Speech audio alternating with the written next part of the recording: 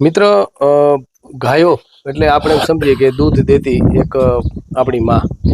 પણ તમને ખબર છે કે ઘણા એવા બધા ગૌધન છે, ઘણા બધા એવા ગૌવંશ અહીંયા એવા છે કે જે હવે કોઈ જ કામના નથી.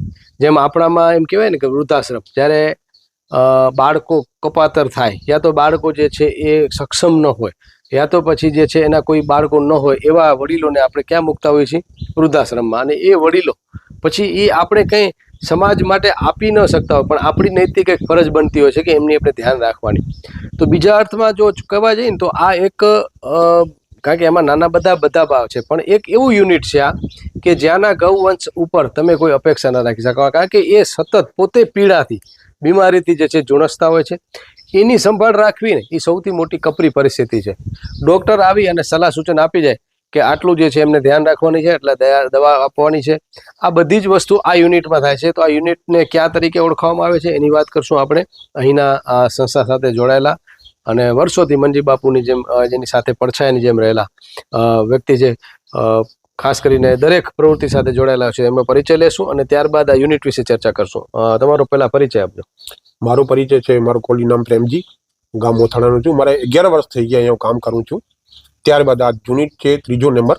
તો આપણે સાહેબ અહીંયા છે આવા પશુ છે જે ઊભા નહીં થઈ શકતા, પછી આપણે બેસી નહીં શકતા. એને આપણી ગોળી છે એમાં નાખી પછી સવારમાં એને ભૂસો, ખડ, ગોળ, તેલ, જેને આપણે જે ઘરવાળા જે આપણે જે સેવા કરતા હોય એનાથી વિશેષ સારી સેવા અહીંયા થઈ રહી છે.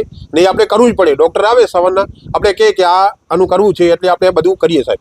ગોળ હોય, ખડ હોય, તેલ હોય, ભૂસો હોય, એના સિવાય કે જે એને ચરો હોય, સૂકો ચરો એને આપવું પડે. ખાસ કરીને મારે તમારા માધ્યમથી અપીલ એટલે કરવી છે લોકોને કે આ બધા જે છે પશુ ક્યાંક ને ક્યાંક આપણી બેદરકારીના, લોકોની બેદરકારીના કારણે થતા હોય છે. જેમ કે એક પ્લાસ્ટિકની થેલીઓ એની અંદર એઠવાડ નાખી દે, ખાસ કરીને શહેરમાં, અને એ પ્લાસ્ટિકની, કારણ કે ગાયને પછી પ્લાસ્ટિકની થેલી ખોલતા નથી આવડતી, એ ખાઈ જાય છે ત્યારે એની અંદર પ્લાસ્ટિક આવી જાય છે, કાં પછી કાચ, લોખંડ આવી જાય છે. તો આના માટે શું અપીલ કરો છો તમે ખાસ કરીને? એ આપણા પાસે સાહેબ આવી અપીલ છે કે જ્યારે અમારી પાસે જીવ આવે છે, પ્લાસ્ટિક વાળો હોય કે આ જે લોખંડના જે આપણે ટાંચણીઓ હોય, જે ખાતા હોય ને, જે અનાજમાં જે આવતી હોય, જે આપણા છે બધું એઠવાડું નાખતા હોય, એમાં ખાઈ જાય. પછી આડા જીવ આવે છે, આવે ત્યારે આપણે કોઈકની જીવ મૃત્યુ થાય ત્યારે આપણે પાસે ક્યાંક જાય તો ભાઈને કહીએ કે ભાઈ જરા જોજો અને શું થયું છે. આપણે પોસ્ટમોર્ટમ કરાવ્યો તો 25 કલાક કોથળી નીકળી જાય સાહેબ. આવી પરિસ્થિતિમાં આપણા પાસે જીવ આવે છે અને આપણે સેવા કરીએ છીએ. તો આપણે ક્યારેક થાય તો આપણે ઓલાને કહીએ કે ભાઈ આને જોજે શું તકલીફ હતી. વચમાં બધું ઘણી પ્લાસ્ટિક હતી તો જીવનો થોડોક વધારો થયો હતો. 1 2 3 થતા હતા એટલે ઓલા ભાઈને બોલાવ્યો, ડૉક્ટર સાહેબને બોલાવ્યો, પછી પોસ્ટમોર્ટમ કર્યો તો 25 કલાક કોથળી જેવી અંદરથી નીકળી સાહેબ. 25 કિલો કોથળી મિત્રો, એટલે વિચારો કે 25 કિલો કોથળી એક પરિવાર જો કદાચ મહિને એ 4-5 કોથળી જે છે ઉપયોગ કરે તો એ કેટલા મહિનાની કોથળીઓ ભેગી થતી હશે ને કેટલા ઘરની કોથળી થતી હશે. ત્યારે 25 કિલો, કારણ કે તમે આટલો કદાચ બંચ લ્યો ને તો એ જે છે 100-200 ગ્રામ માંડ થાય. એટલે 25 કિલો તમે ગાયને જે છે એ અંદર આવી જતી હોય તો કેટલી બેદરકારી. ખાસ કરીને ગામડા કરતાં શહેરોના લોકોને હું ખાસ અપીલ કરું છું કે આપ તમારા પાપના કારણે, તમારી ભૂલના કારણે, તમારી બેદરકારીના કારણે, કારણ કે નીચે જઈ અમારે ફ્લેટવાળાને એપાર્ટમેન્ટવાળા પ્લાસ્ટિક ત્યાં બંધ કરીને સીધું નીચે ઘા કરશે. તમે નીચે જઈને તમે અલગ કરી નાખો. અને નગરપાલિકામાં વ્યવસ્થા છે, ગ્રામ પંચાયતમાં વ્યવસ્થા છે, ભીનો કચરો અને સૂકો કચરો. પ્લાસ્ટિક જે છે એમાંથી એઠવાડ કાઢી, શાકભાજીના બધા જે છિલકા અને આપણે ફળના છિલકા કાઢી અને પ્લાસ્ટિકને અલગ કરી નાખો. હવે મારે એ જાણવું છે કે કાચને લોખંડને એના પેટમાં કઈ રીતે જાય છે? પેટમાં સાહેબ આ શું છે કે આપણે જે અનાજ હોય કે ખાવાનું હોય જે એમાં મૂકી જાય, પછી ચાડીમાં બધું હોય, પછી ઓમાં ટાંચડીયું હોય, જે લોખંડની કોઈ વસ્તુ હોય, જે અનાજવાળી જે ચીજ હોય, જે આપણું જે ગૌવંશ હોય જે ખાતો હોય તો એ અંદર નીકળી જાય. પછી સાહેબ આમાં આવું જ જોઈએ. આપણા પાસે એવા જીવ આવ્યા છે કે એસિડવાળા, પછી જે કોળી નાખવાવાળા જે આપણા પાસે છે, તો એને સાહેબ 2-4 વખત એવી વિનંતી કરી હતી. પછી એક બુટ્ટા ગામમાં હું ગયો હતો સાહેબ, એક ગાય લઈ આવ્યો હતો, હમણાં બરાબર થઈ ગઈ છે, અને કોળી નાખવામાં આવી હતી. તો એ હું બધાને વિનંતી કરું છું કે ભાઈ આ પણ જીવ છે એક, પેટ માટે બધું કરે પણ આવી હત્યા આપણે ન કરવી જોઈએ. કોળી મારીને ગાયને અને ઈજા પહોંચાડવાની આપણી હિન્દુ ધર્મની કોઈ પણ ધર્મ હોય તો એ આપણે ન કરી શકીએ. મિત્રો, આમાં મેં જોયું છે કે હિન્દુ ધર્મની પણ મેં તો ખાવડામાં એક મામદ કરીને છે જેનો પગ નથી, ગાડા ઉપર જે છે એ 100 ગાયોને જે છે એ મામદભાઈ જે છે એ ગાયોને સાચવે છે. અને એમને કીધું કે અમારે અહીંયા ભેંસ રાખે પણ મને ગાયો પ્રત્યે લગાવ છે. અને એ મામદભાના પગ નથી પણ એ ગાડા ઉપર બેસી ગાયોને ચરાવે, એનું દૂધ, એનો માવો જે છે તો ગાયો પ્રત્યે. અને બીજું કે મેં કીધું તો મામદભા લાકડી તો આય ને આજે તમે તો એ છે મોટે ગંધી આવે છે તો આવી ગંધી હતી અને એમ કીધું હલમાં આજે જેમ આપણે સવારે જોયું ને કે ગુરુ ઓલી જે છે એ ગાય દેખાતું નથી ને કીધું માં અને એ ગાય ઊભી થઈ ગઈ તો સાહેબ એનામાં પણ જીવ છે.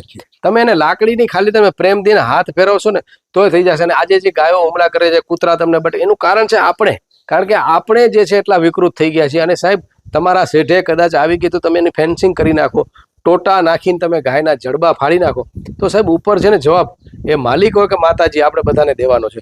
સાહેબ મારે એ જાણવું છે કે અહીંયા જ્યારે મેં જોયું તો બધા સ્વયંસેવકો જે બધા હતા, આ બધા મિત્રો જ તમારા અહીંયા, તો કોઈકને એને ઉલટ પુલટ કરાવતા હતા, તો ક્યાંક ચાંદા ન પડી જાય એની ધ્યાન રાખવી, આ બધી વસ્તુ. આ તો કઈ રીતે તમે આ સાહેબ ધ્યાન રાખવું પડે એટલા માટે કે અમે સવારથી કરી અને 3 વખત એને જેને ઉલટ પુલટ કરાવવી પડે, પછી ઊભી થતી હોય ઊભી કરાવવી પડે, પછી ઊભી ન થતી હોય તો આપણા પાસે એક ગોળી છે એને ગોળીમાં નાખવું પડે, પછી ધ્યાન રાખવું પડે, પછી આ જગ્યાથી આ જગ્યા, પછી કારણ કે એને દવાઈ બીજું કાંઈ કરવું કે ચાંદા ન પડે, જે ચાંદા પડે એટલે કીડા પડી જાય તો એનું મૃત્યુ થઈ શકે. એટલા માટે આપણે 2 થી 3 જણા આ સંકુલમાં હાજર જ હોય, સતત હાજર જ હોય. કોઈ બેસી જાય, કોઈ સમજી લો કે પડી જાય, એને સરખું કરવા 3 થી 4 જણા અહીંયા હાજર જ હોય. કરંટ કહીશ એક ફેરવી લે સવારના આપણા વિઝ્યુઅલ છે અહીંયા ઉભે છે તો આખે આખો યુનિટ છે મિત્રો, અત્યારે જોઈ શકો છો કે આ બધી જ જે છે એ બીમાર છે, કોઈક અશક્ત છે, કોઈક અકસ્માતના કારણે પણ આવી ગઈ છે. તો છેલ્લો અંતિમ પ્રશ્ન, ખાસ કરીને આપણી બેદરકારીના કારણે આપણે જે છે એ દોઈ અને પછી જે છે બહાર મૂકી દેતા હોય છે. એના કરતાં તમે જે છે એને નિયત જગ્યા ઉપર રાખો, ધણમાં મૂકો. પણ જો તમે રખડતી મૂકશો તો કાંઈક કદાચ કોઈક બાઇકવાળો રાહદારી જે છે એનું કદાચ જે છે એમાં ભટકાવાથી જે છે એ પોતાને નુકસાન થશે અને ગૌવંશને પણ થશે. તો રોડ રસ્તા ઉપર બને ત્યાં સુધી તમે ગૌવંશને ન મૂકો. એના કારણે ઘણીવાર વાહન ચાલકોને નુકસાન થાય છે અને ઘણીવાર ગૌવંશના જે પગ જે છે એના આગળના પગ પાછળના પગ તૂટી જતા હોય છે. એવી ઘણી ગાયો પણ આવતી હશે. શું અપીલ કરશો ખાસ કરીને રખડતા જે છે પશુ, એક તો રાતના આપણે દેખાય નહીં અને ઘણીવાર બાઇક ચાલકો છે, 4 વ્હીલર છે, એમને પણ નુકસાન થાય અને ગાયોને પણ નુકસાન થાય છે. એનું કારણ છે સાહેબ જે બધા રખડતા જીવ છે, જેને ઘરની ગાય હોય જે સાહેબ વાછડો થતો હોય, બરાબર, તો બધા ઘણા નિયમ છે. જો એનું ખસીકરણ કરી નાખે તો એ નુકસાન કોઈને નહીં કરે તો એ બળદ બની જાય સાહેબ. તો આવું ગામોગામ કદાચ જે થતું હોય અને જે એ નિર્ણય લેતા હોય ને તો સાહેબ નુકસાન નહીં થાય અને બધામાં ઉપયોગ આવે. કારણ કે બળદ ઘણા બધા ઓછા થઈ ગયા છે સાહેબ. આ ખીડું બની જાય એટલે આપણે ખેતરમાં પણ કામ આવે, નુકસાન નહીં કરે. જ્યારે એ વાછડો રખડતા મૂકે છે અને આંકલો થઈ જાય તો ગામને પણ નુકસાન પહોંચાડે, રખડતો હોય તો ખેતરમાં જાય, રોડમાં જાય એટલે ગાડીવાળાને પણ નુકસાન પહોંચાડે.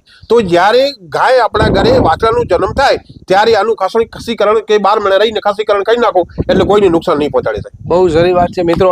અને મને ફોન આવતા હોય છે, ખરેખર ખૂબ સારો આ ઇન્ટરવ્યુ છે અને વાયરલ કરજો. કારણ કે મને ઘણા બધા એવા વિસ્તાર છે, આદિવાસી વિસ્તાર, કે ત્યાં ટ્રેક્ટર, જે ઘણી એવી જમીન એ લોકો ત્યાં ટ્રેક્ટર લોકો પહોંચી નથી શકતા અથવા તો ટ્રેક્ટર એ લોકોને પરવડતા નથી. ત્યારે બળદ એ લોકો એમ કહે છે કે અમને વાછડા ખપે છે. અને ક્યાં? આપણી કાંકરેજના, કારણ કે ત્યાં કને ગીરના જે છે એ બળદ જે છે એ કામ નથી આવતા. એટલે કાંકરેજ જે છે એ મજબૂત છે. એના વિશે અંતિમ પ્રશ્ન પૂછીને આપણે વિરામ લેશું. તો કાંકરેજના વાછડાની માંગ મને ફોન કરતા હોય છે એટલે હું રતા તળાવનું એડ્રેસ આપું, ત્યાં તમે જાઓ, 7/12ના તમારા દાખલા લઈ જાજો, સરપંચનો દાખલો લઈ જાજો. કારણ કે ઘણીવાર આપણે જે છે તકેદારી રાખવી પડે, પણ છતાં એ લોકો જે છે કે અમને બળદ ખપે છે. તો જો આ જે પ્રેમજીભાઈ વાત કરે છે એવી રીતે જો આપણે એ બળદ તૈયાર કરશું તો લોકોને એક તો બળદના જે ખેતી કરશે તો એની અંદર ગૌમૂત્ર પડશે એટલે ખાતર તમારા ખેતરમાં પડશે એટલે ઓટોમેટિક તમારો એ ફાયદો થઈ ગયો. એની ખરી એનામાં પણ જે છે એક શુભ તત્વ છે. ટ્રેક્ટરથી તમે ખેતી કરો એના કરતાં બળદમાં કરો તો એમાં એક બરકત થાય, એમાં આપણા લોકો માનતા હતા. ભલે થોડોક ટાઈમ લાગશે, 2 દિવસ વધારે લાગશે, પણ સાહેબ એક તો જીવ તમે પાડશો અને બીજી તમારી ખેતી જે છે સજીવ ખેતી થશે. અંતિમ એક પ્રશ્ન ખાસ કરીને બળદ જો એના વિશે આપણે ખેતી તરફ વળશું તો એના ફાયદા કેટલા થશે? ફાયદા સાહેબ આમાં છે એવા છે કે જ્યારે બળદની જે ખેતી થતી હતી, વાવેતર કરતા હતા, ત્યારે આપણે પાસે અનાજના બધું ભંડાર હતા. હમણાં જે ટ્રેક્ટર આવ્યા છે બધું ટેકનોલોજી થઈ ગયું છે, તરત જ બધાને જોઈએ છે એટલા માટે બળદ નથી ખપતા.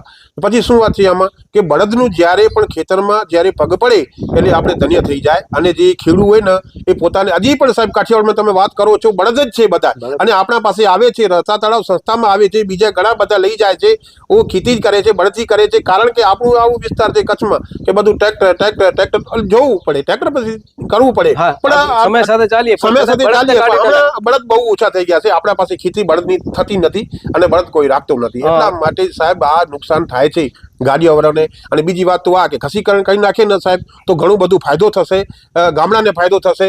પછી આ રોડને જે નુકસાન થાય છે વાહનોને એ પણ ઘણું ફાયદો થશે. અને હવે તો મનોજભાઈ સોલંકી જે છે એને કીધું કે બળદ ગાડા બનાવી શકો તમે, જે છે સુથારને તમે આપો તો એક નાનકડું ગાડું, એક તમે તમારા લોહારને કહો કે ભાઈ તમે ગાડું એક બનાવી દો, તો લોકો સ્કૂલમાં પણ બાળકોને જે છે ગાડા બેસીને જશે, તો આપણે સંસ્કૃતિ જૂની પાછી આવી શકશે. હવે ખાસ કરીને મને સંપર્ક નંબર તમારા કે ભાઈ આપણે કનુ બાવાજીને આપો, જેથી કરીને લોકો મને ફોન કરતા હશે અને હું તો જવાબ આપું જ છું, પણ તમે એક કહી દો કે ભાઈ જો અહીંયા કોઈ વાછડા લેવા માટે આવે તો શું તકેદારી લઈને, જેમ કે 7/12 એના ખેડૂતના દાખલા હોય, સરપંચ હોય, તો શું તમે દાખલા માંગો છો અને કઈ રીતે જે છે અહીંયાથી મળી શકે? આપણા પાસે જે આવે છે ખેડૂતો, તો એને આપણે 7/12 પછી જે તલાટીનું દાખલું હોય, ગ્રામ પંચાયતનું દાખલું જે લેતા આવે, પછી આધાર કાર્ડ હોય પુરાવે સાથે એને આપીએ છીએ. એવું નથી કાંઈ, કારણ કે ક્યાંક જાય તો પછી સુખી થાય, પછી ઓનું પણ ક્યાંક ઉપયોગ થાય, એટલા માટે અમે આપીએ છીએ. સંપર્ક નંબર 9897870012 મારો નંબર છે. ક્યારે પણ ફોન કરજો. પણ જે આધાર પુરાવો છે, જે આપણા પાસે જો આધાર કાર્ડ હોય, આપણું જે તલાટીનું દાખલું હોય પંચાયતનું,